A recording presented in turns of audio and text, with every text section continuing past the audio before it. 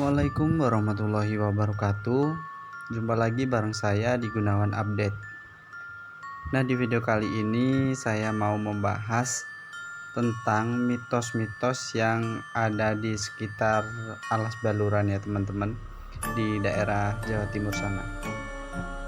Nah, tapi buat kalian yang baru menemukan channel ini, jangan lupa untuk like, comment, and subscribe, dan nyalakan lonceng notifikasinya ya, supaya kalian tidak ketinggalan cerita terbaru dari Gunawan Update.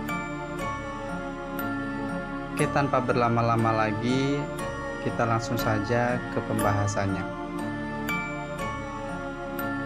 Dalam masyarakat Jawa itu, mitos tentang suatu tempat seringkali dijumpai.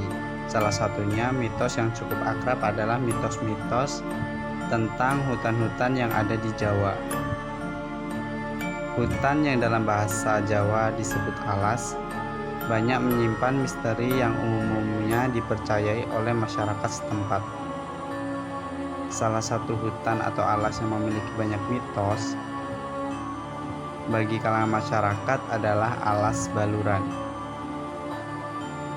Mitos tentang keangkeran hutan Baluran sudah tersohor lama di kalangan masyarakat Jawa Timur, khususnya masyarakat di Kabupaten Situbondo dan Banyuwangi. Nah, alas ini berada di ujung timur pantai utara Jawa, tepatnya di Kabupaten Situbondo, perbatasan dengan wilayah utara Kabupaten Banyuwangi. Alas ini akan Anda lewati jika Anda menuju Banyuwangi dari arah Surabaya via jalur pantai utara. Nah, jalan yang membelah hutan ini sepanjang kurang lebih 25 km, terdiri dari tanjakan, turunan, kelokan, dan hal-hal menantang lainnya. Cukup ekstrimnya jalanan di hutan Baluran ini tak jarang mengakibatkan kecelakaan terjadi di wilayah hutan ini.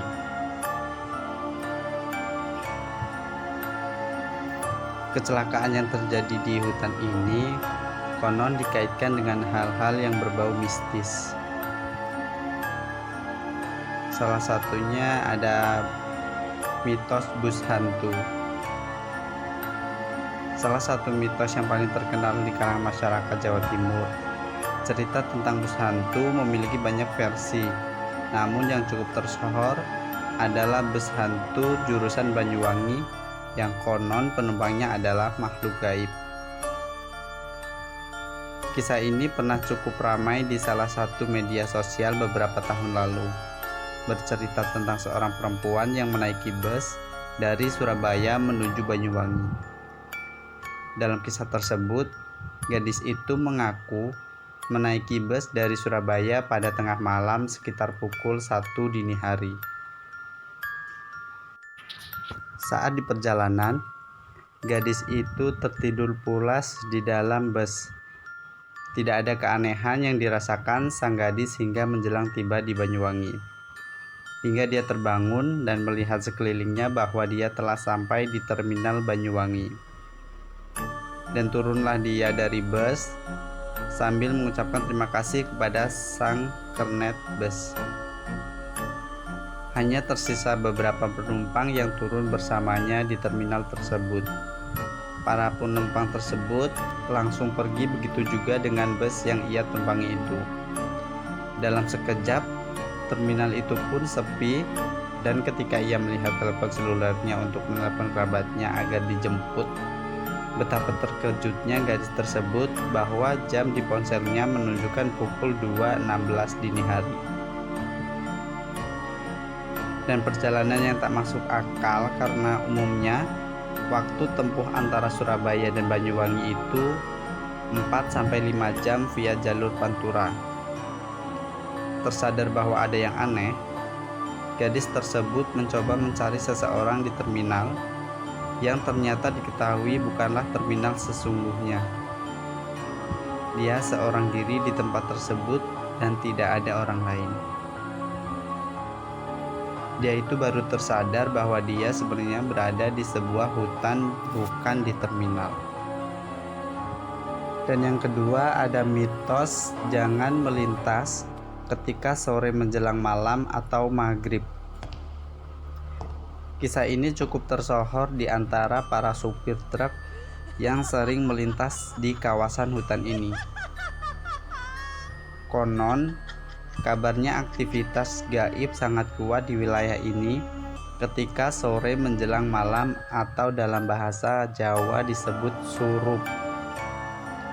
Pergantian hari menuju malam sering diidentikan dengan dimulainya aktivitas makhluk gaib. Hutan Baluran sendiri dipercayai memiliki banyak makhluk gaib penunggu wilayah tersebut dan akan mengganggu mereka yang melintas ketika waktu surup.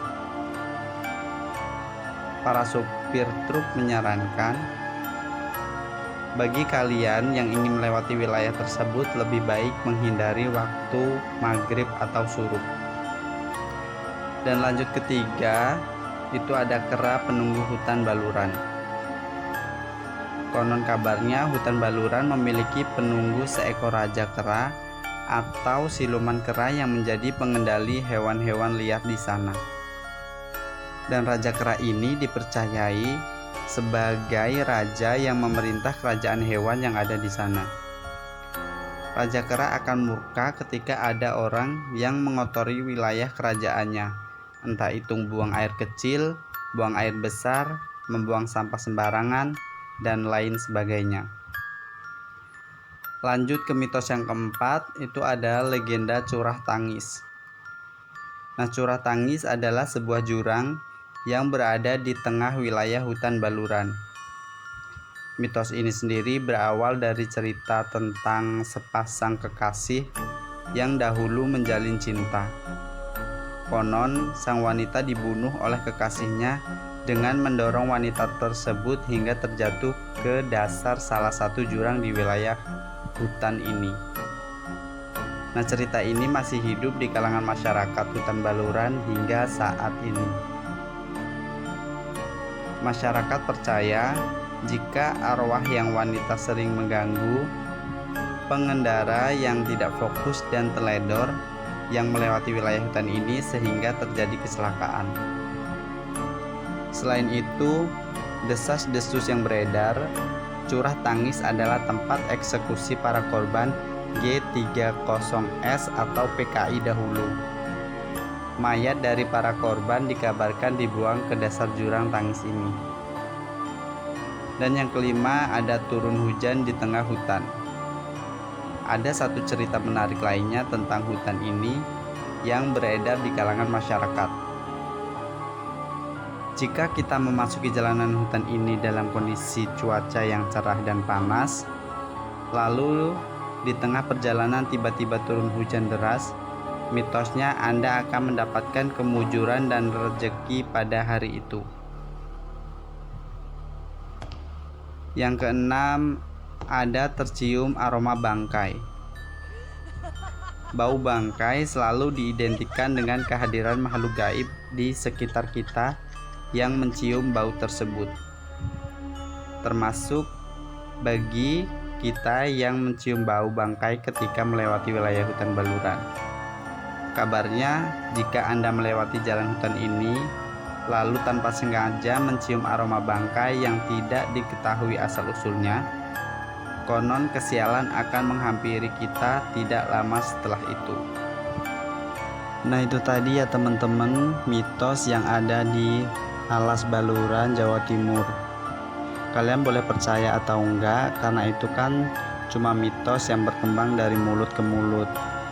Tapi alangkah baiknya kita mengikuti aturan yang memang sudah ada di sekitar wilayah itu demi untuk menghindari hal-hal yang tidak diinginkan. Oke, saya Gunawan pamit.